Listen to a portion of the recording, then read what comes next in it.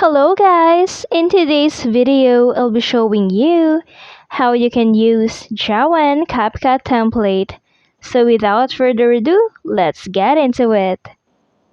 So now to start, go to your favorite web browser and then search for Jawan CapCut template. And here you'll see different options, but we will going to focus from the template from CapCut. So just tap on the second option, Jawan CapCut template. It will then direct you to this website where you can download or use this template for free. So now as you can see, here's the Jawan CapCut template that you can use.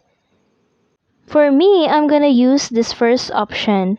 So now what I'm going to do is just to tap on this red button that says use this template. So just tap on that.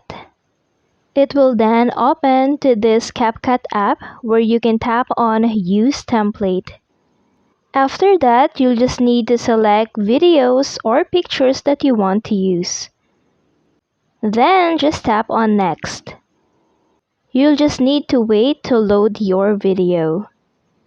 And now, here it is. And that's it. I hope this video helped you out. Thank you for watching. Don't forget to like and subscribe.